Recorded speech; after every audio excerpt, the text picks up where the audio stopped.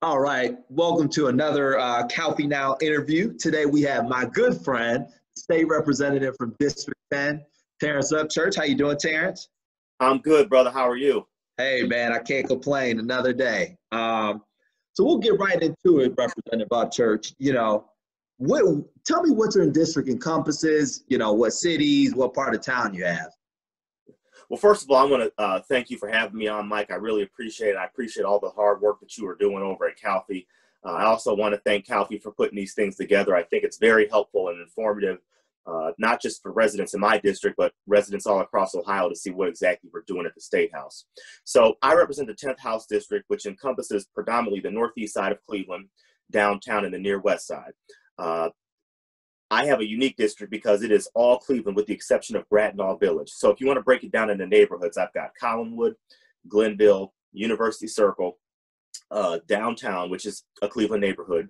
And then I cover the near west side with Ohio City, Tremont, and then I stop right along the Clark-Fulton area. So it is one of the most unique districts. It's by far one of the most diverse.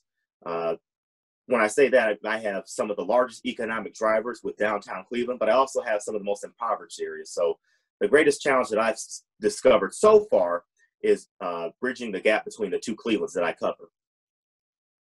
Fantastic. So I got to laugh when I ask this question because I know you personally, but so what made you get into politics? How did you get to your seat that you sit in today? And what are some of the dynamics that goes with that? Sure. Well, and Mike, you and I have had the opportunity as we've gotten to know each other over the years to have, to talk about this. I've always had an interest in government and public service. And I didn't necessarily know if I wanted to be behind the scenes, working on the bureaucratic side, or if I wanted to be a public office holder. So when I graduated from college, I started working on campaigns and really got a sense for how local politics works and how retail politics works. And with that experience, I saw this seat and I said, I think I would be an excellent candidate for the seat because prior to running, I was an intern for Cleveland City Council, and I saw directly firsthand how cuts from the state made it hard for municipalities like Cleveland to provide simple services for their residents. We talk about the local government fund and how important that is for, not just rural areas, but specifically urban areas too, like Cleveland, Cincinnati, and Columbus. Those local government dollars are vitally important for their functionality. And I wanted to build that partnership because, over the past 8 years and even longer, the state has veered away from being a partner to local government. So that's why I decided to run. And I used the experience that I got in the community and I put it together, and here we are. Fantastic. So I want to go back to something that you kind of touched on in your introduction about because your district is so diverse. What are some of the obvious? I mean, you got some obvious assets, but walk me through what the assets of the community are and kind of what some of your challenges are to keep you up at night about the community and helping moving your community forward. Sure. I mean, when we talk about assets in my district, I mean, I've got Lake Erie, one of the most vital assets, not just to my district, but the entire state. You look at historic communities like the Glenville community, the Collinwood community, Ohio City and Tremont. Downtown is a vital asset with the economic drivers we have down there, such as the sports teams. And, when you look at University Circle, I mean, I've got the museums, which are, a huge economic driver, as well as a great community partner. And I also have two universities that I cover, one of which is the finest university in all of the United States, Cleveland State University, where I graduated from. So the challenge has been, how do I take these assets and make them accessible to all of my residents, especially the low-income residents, and how I make these assets improve the quality of their life? Absolutely. So when you talk about assets and accesses and challenge to things, let's kind of quickly switch gears here. So that access to broadband is a hot topic nowadays, especially, with the COVID pandemic coming in. Everyone is talking about how can children, how can the underserved, how could the impoverished get access to broadband. So tell me what the state of Ohio is doing to address that, and, what specifically are some of your thoughts on that moving forward? Well, I can tell you that this pandemic, and like I've said, I've been consistent with this pandemic has exposed a series of problems that folks like you and I have already known to be existent, right? Access to broadband has been a problem for a very long time, and this pandemic has really exposed it because, you know, we've been saying for a long time that it is very hard for kids in the inner city to have access to internet and access to computers, let alone. So when you close down schools and you make children in the inner city do school online, first of all, a lot of these kids don't have computers in the home. And, you know, if they don't have computers in the home, they likely don't have internet access. So now they have to go to the library. Well, who's going to supervise them at the library? And a lot of their parents work during the day. I know my mom worked during the day, so I can only imagine what a lot of these parents are going through. So at the state, there's numerous efforts that we're trying to enact to make internet access easier for low-income families across the state of Ohio. And it's not just in urban areas, it's rural areas too that are experiencing the same problems and the same issues with access. That's why it's so important that we have proper school funding here in the state of Ohio so we can address some of these issues. So those are just some of the things that we're working on right now. I mean, it's obviously we're in the very beginning stages of it as this pandemic is still, you know, at the peak. So we'll see as time goes on and as we move down the road. You know, I'm hoping that we can address this before the end of the school year. Great. No, it's fantastic. So talking about challenges, here's another challenge. As a freshman Democrat, as you know better than I do, you're very much in the minority of the state house, especially both on the House and Senate side, but especially on the House side. One thing I've always envied about you is you've been able to bring resources and dollars back to District 10. So talk to me a little bit about working in the minority and how you've been able to bring money back to the district and how you kind of have navigated those waters. Sure. Well, you know, and Mike, we've talked about this. The name of the game is, you know, bringing back resources to your district.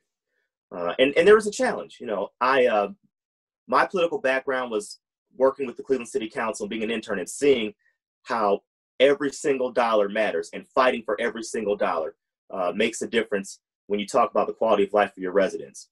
And going to Columbus in an environment where it's predominantly controlled by one party in every chamber, and even at the executive levels, that's, you know, compromise is vitally important.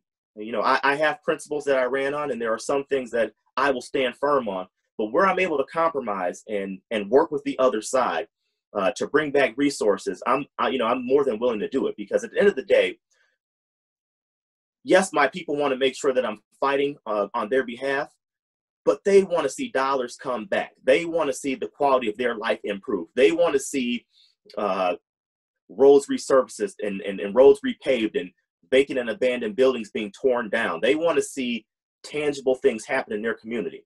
You know, they get tired of folks coming up, well, you know, I couldn't do this, that, and the other, but I stood up on the floor of the House and I fought the Republicans, you know, blah, blah, blah. And I get that. And, you know, that's part of the job, certainly. But, you know, the name of the game is bringing back resources. And I have a very good relationship with my council members in my district, Kevin Conwells, Palenzik, Kerry McCormick, Anthony Harrison. And I talk with those guys quite often. And Jasmine Santana, I'm sorry. I talk with my council members quite often.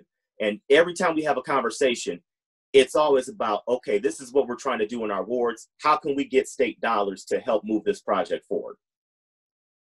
Great. No, I completely agree with you. So, you know, looking, I guess you can look forward now. You won with 80% of the vote in your primary. You don't have a general. So we can go ahead and assume you'll be there post-January.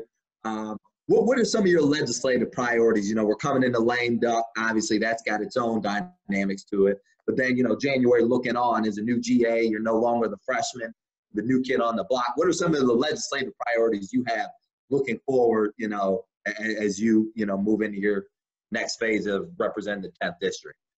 Sure. Well, you know, this first term has been very interesting. It's been a learning experience. And moving forward with this second term, I really want to hone in on getting some solid legislation done. And some of my priorities moving forward are workforce development. Public transit is another very important piece to what I'm looking at doing moving forward.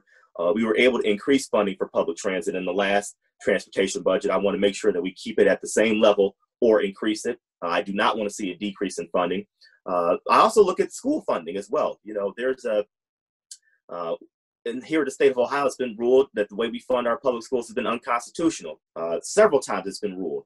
So I really want to hone in on, you know, making sure that we fund our schools fairly and that there's equal funding and that there's equity. And I also want to look at workforce training. You know, I said workforce development, but really workforce training. You know, not a lot of our kids, or not all of our kids rather, desire to go to college, and that's fine, but that does not mean that they should not be prepared to be successful in a globalized economy, because that's what's happening.